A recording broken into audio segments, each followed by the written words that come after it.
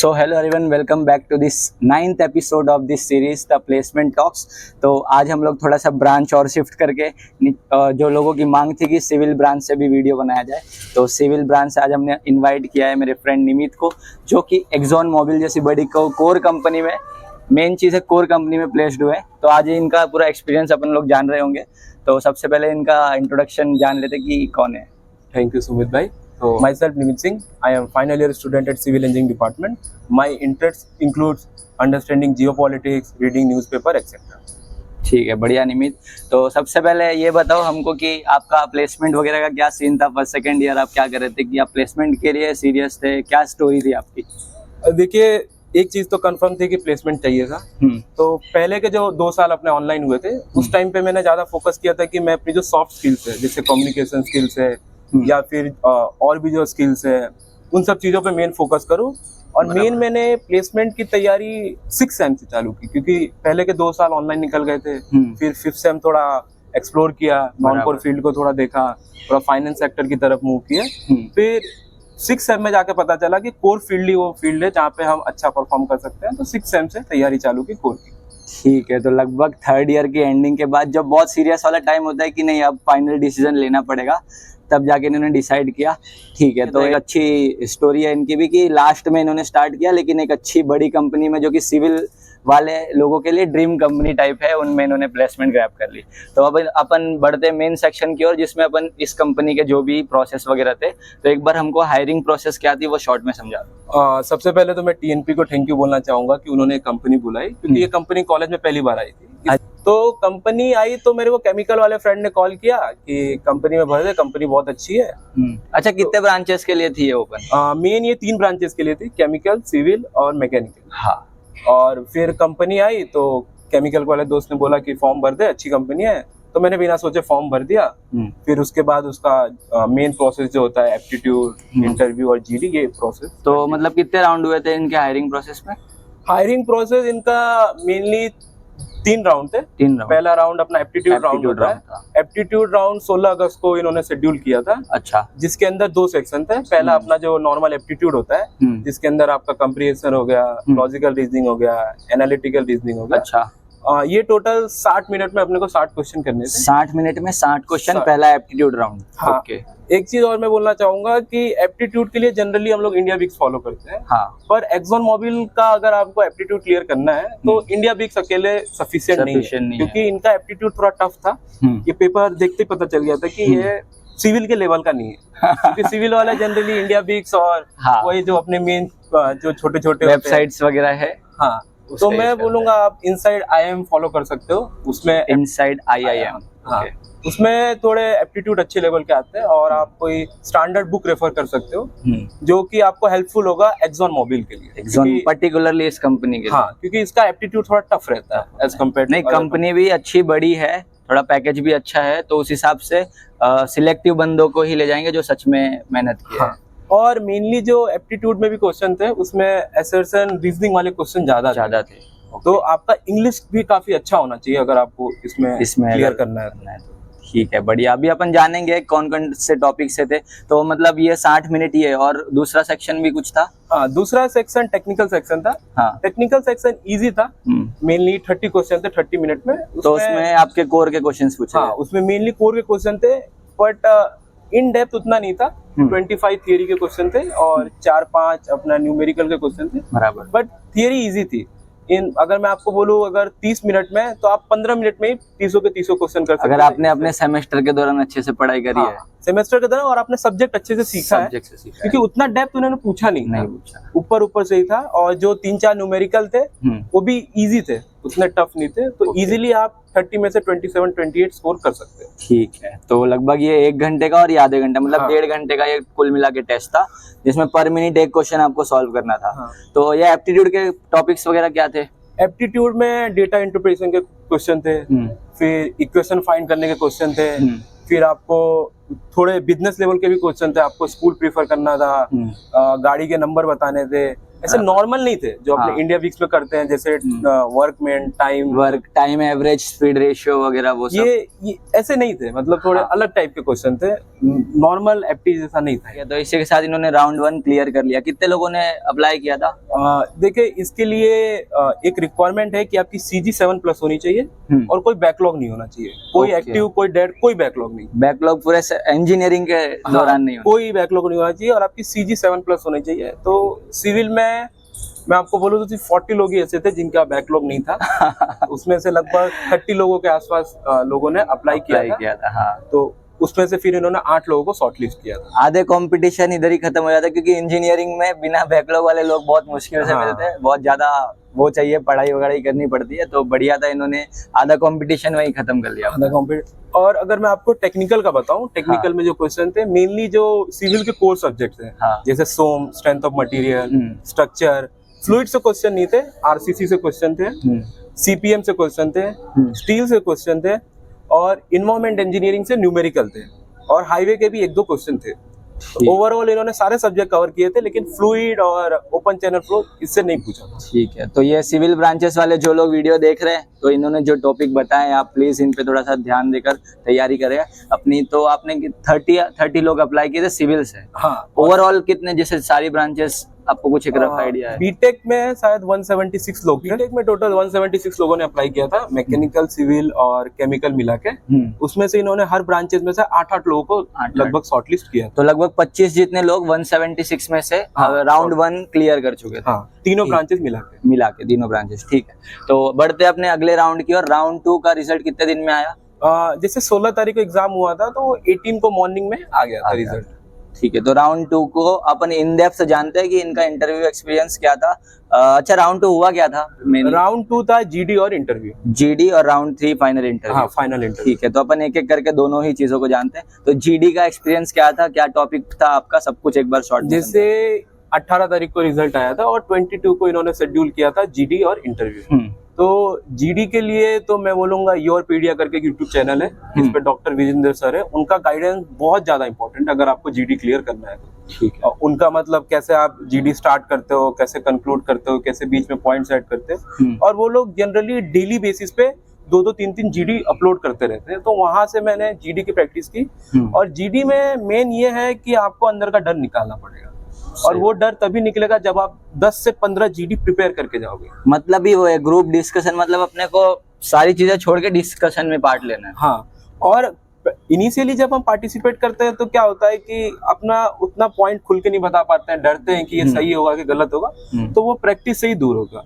और मेन बात है कि हमारे एनसीसी में बहुत सारे लोग SSB दे के आए थे। हाँ। तो उनका GD में वो लोग बहुत अच्छा ग्रिप था उनका, अच्छा खासा। हाँ, तो उनके साथ मैंने प्रैक्टिस की। मेरे साथ मेन इशू क्या होता था कि जैसे मैंने आपको बोला कि मैं न्यूज़पेपर, करंट अफेयर्स वगैरह पढ़ता हूँ। तो मैं कोई जैसे पॉइंट बोलता था तो उसको ऐसे हिस्टोरिकल व्यू से कि 1950 से ऐसा हुआ, फिर अभी ऐसा हो रहा है, सरकार ये कर रही है। तो ये चीज मेरे को प्रैक्टिस करके पता चली कि जो मेन पॉइंट है वो बोलना है, वो काम की चीजें बोलो। हाँ, अब ये चीज मेरे साथ मेन पहले इशू हो रही थी, जिसको मैंने ओवरकम किया। अगर मैं आपको GD टॉपिक बताऊं, हाँ, तो आपका क्या था जो आपने डिस्कस किया?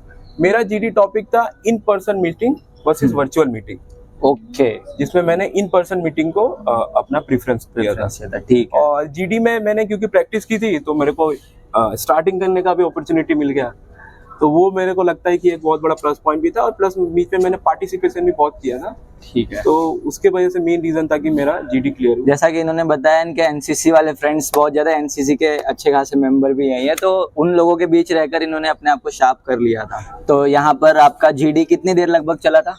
GD लगभग 15 मिनट चला था, और उन्होंने 8-8 जनों की ग्रुप दी थी। एक बार टॉपिक देने के बाद आपको 90 सेकंड का टाइम मिला था सोचने के लिए, और GD ऑनलाइन था। तो ऑनलाइन GD थोड़ा स्मूथ हो जाता है, ऑफलाइन GD में थोड़ा रस ज्यादा रहता है। और मतलब सब अपने पॉइंट्स रखने की ट्राई करते हैं। हाँ। तो अच्छा, तो कितने लोगों के बीच में था ग्रुप, कितने लोगों में? 8 लोगों के टोटल। जैसे मैंने आपको बोला कि 24 लोग शॉर्टलिस्ट किया था।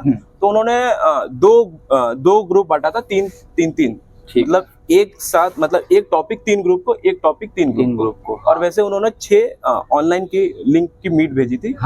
तो जैसे मेरी ग्रुप का जो जैसे हमारे साथ जो 3 ग्रुप थे, उनके अंदर था उनका in person meeting versus virtual meeting था, और जो दूसरी ग्रुप थी उसका था edtech responsibility versus opportunity. Okay, तो ये मेन ये कुछ टॉपिक्स थे जो वहाँ पे जीडी के लिए दिए गए थे। और जैसे मैं आपको बताऊं कि ये कंपनी, मैंने आपको बोला कि पहली बार आई थी कॉलेज में, तो हमारे पास उतना कुछ जैसे हमारे कोई सीनियर का कोई आइडिया नहीं था कोई, ऑब्वियसली मतलब अगर ट्राई करे कि जानना चाहे तो कोई था नहीं। हाँ, तो हमने दूसरे एनआईटी से कांटेक्ट किया, मैंने कुछ चीजों पे अपनी जीडी तैयार कर ली थी, जैसे future of oil and gas क्या होगा, फिर कैन ईवी रिप्लेस ऑयल, और ये सब चीजें जो है जो जनरल डिस्कशन दिए जाते हैं वो आपने तैयारी हाँ वो सब चीजें, क्योंकि कंपनी के प्रोफाइल के हिसाब से मैंने तैयारी की थी।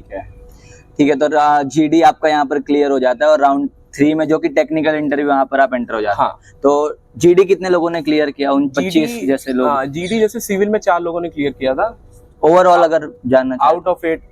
ओवरऑल का मेरे को आइडिया नहीं है, बट अप्रॉक्स अराउंड 10 to 12 लोगों ने होंगे। बीटेक जो फुल टाइम ऑफर वाले थे उनमें से 12 लोगों के आसपास ने क्लियर किया। ठीक है, सिविल से पर्टिकुलरली 4 लोगों ने किया, और ओवरऑल 10-12 लोग थे जिन्होंने फाइनल राउंड में एंटर हुए। फाइनल राउंड में ठीक है, तो बढ़ते हैं राउंड 3 की ओर, जो कि आखिरी राउंड था इनका।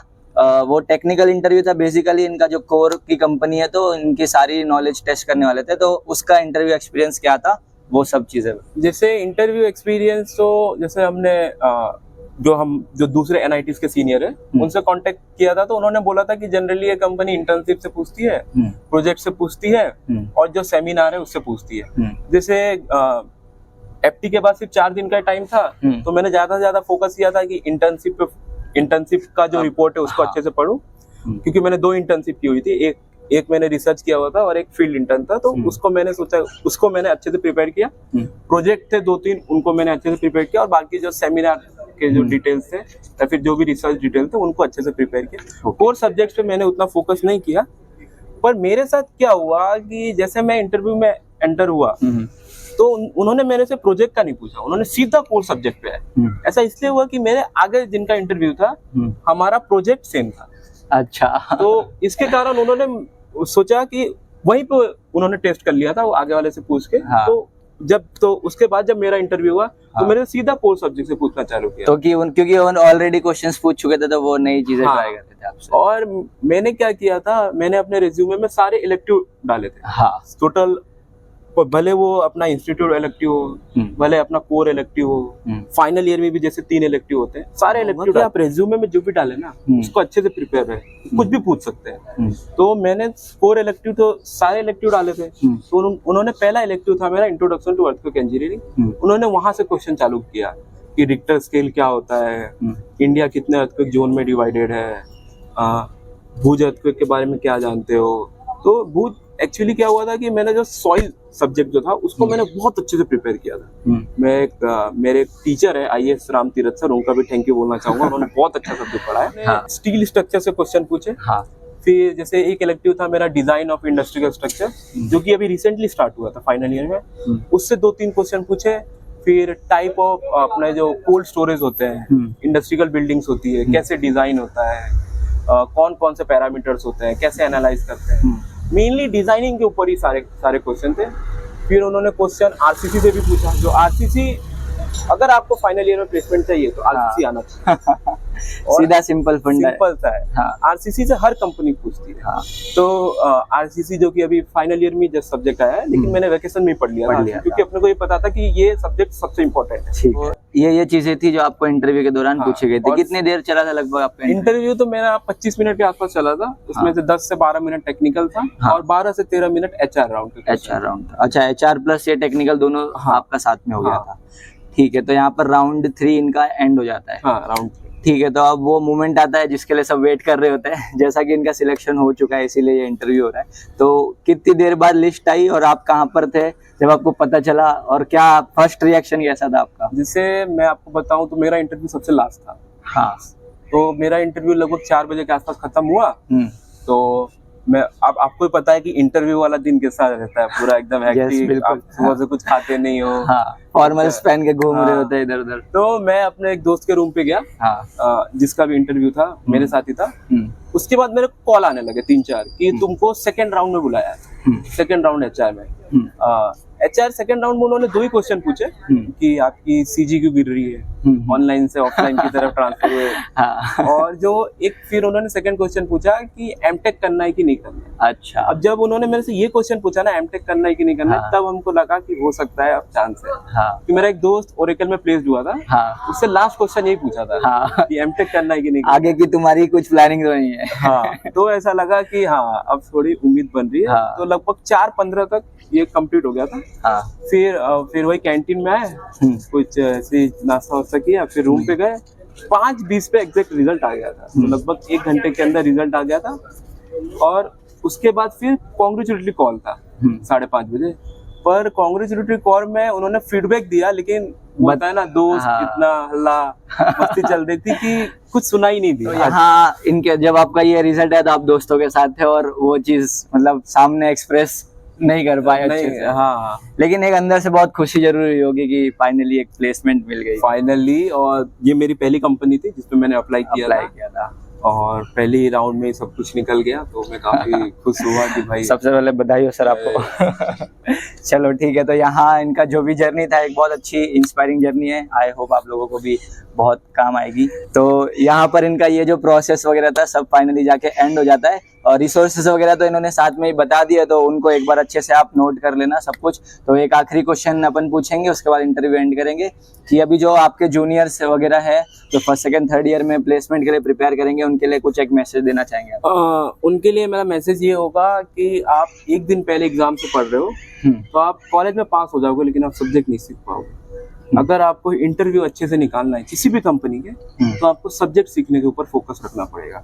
आपको खुद के हैंड रिटन नोट्स बनाने पड़ेंगे, खुद को सारी चीजें रिवाइज करनी पड़ेगी। प्रोफेसर की PDF और PPT से आप सब्जेक्ट नहीं सीख सकते हो। तो मेन आपका फोकस रखे कि आप सब्जेक्ट सीखे। सब्जेक्ट सीखना ही इंपॉर्टेंट रहेगा फाइनल ईयर, वरना आप फाइनल ईयर में आके ट्रबल पक्का फील करोगे। सही बात है। तो सब्जेक्ट सीखने पे मेन फोकस करें। और मैं ऐसा बोलूंगा कि आप एप्टीट्यूड की जो तैयारी है वो आप वेकेशन के टाइम ही कर ले तो ज्यादा बेनिफिट रहेगा। और आप हो सकता है तो आप कोचिंग मटेरियल्स का यूज कर सकते हो पढ़ने के लिए, क्योंकि रेफरेंस बुक अगर आप प्रिफर करते हो पढ़ने के लिए तो बहुत बल्कि हो जाता है। उतनी बारीकी से चीजें, उतनी चीजें पूछी नहीं जाती, काम की चीजें करो। हाँ, तो आप कोचिंग के मटेरियल्स रिफर कर सकते हो जो आपको इजीली गूगल पे या फिर टेलीग्राम पे आजकल इजीली आपको मिल जाएगा। तो वहां से आप आराम से तैयारी कर सकते हो, लेकिन मेन फोकस सब्जेक्ट सीखने पे होना चाहिए। ओके, तो और एक चीज है कि सिविल वाले, जैसे कि आप सिविल से और एक बहुत अच्छी कंपनी में, तो डिमोटिवेटेड होते हैं लोग कि हमें अपॉर्चुनिटी नहीं मिलती। तो उन लोगों के लिए कुछ बता दीजिए कि अगर आप मतलब तैयारी अच्छे से करो तो अच्छी जगह भी जा सकते हो। सिविल का ऐसा है कि सिविल में थोड़ा वेट करना पड़ता है। आपको पेशेंस होना चाहिए। सिविल की कंपनी थोड़ी लेट आती है और थोड़ी कम भी कंपनीज आती है, लेकिन अगर आपने सब्जेक्ट अच्छे से सीखा है और आपकी कम्युनिकेशन स्किल्स अच्छी है, मेन चीज डेफिनेटली आप प्लेसमेंट होगा। लेकिन ये आपको पेशेंस रखना पड़ेगा, क्योंकि हमारे इंटर्न भी कम लगते हैं। इंटर्न भी बहुत कम लोगों की लगती है कॉलेज से, अनपेड भी बहुत सारा काम करना पड़ता है। तो और प्लेसमेंट भी हमारा बहुत लेट चालू होता है। जब सिविल का प्लेसमेंट चालू होगा तब तक 70-80% CS प्लेस होगा। एकदम एक्यूरेट डेटा। हाँ, तो आपको नर्वस नहीं होना है। हाँ, उस टाइम को डील करना है, क्योंकि लोग ऐसे दिमाग में बिठा लेते हैं कि सिविल ब्रांच अब तो कुछ नहीं हो सकता। तो उन लोगों के लिए उसके लिए तो देखिए, जैसे सिविल में आपको सब्जेक्ट अगर आपने अच्छे से पढ़ाओ, मैं आपको वही बोलूंगा, तो आपका हो जाएगा, पक्का हो जाएगा 100%। विश्वास रखिए अपने आप। हाँ, विश्वास रखिए अपने आप। ठीक है, चलो बहुत अच्छा लगा निमित आपसे मिलके। Thank you so much for joining us. एक मैसेज होगा मेरा लास्ट। हाँ, सुमित भाई के चैनल को अरे सब्सक्राइब कर दो। Thank you so much. ज्यादा चलो बहुत अच्छा लगा आपको। आई होप ये वीडियो हेल्प करी होगी। ज्यादा से ज्यादा सिविल वाले दोस्तों के साथ शेयर करें और अपने आप अंदर एक मोटिवेशन बनाए कि अगर निमित कर सकते हैं तो आप लोग बिल्कुल कर सकते हैं। मिलते हैं अगले वीडियो के साथ। Thank you so much for watching. Till then, good bye.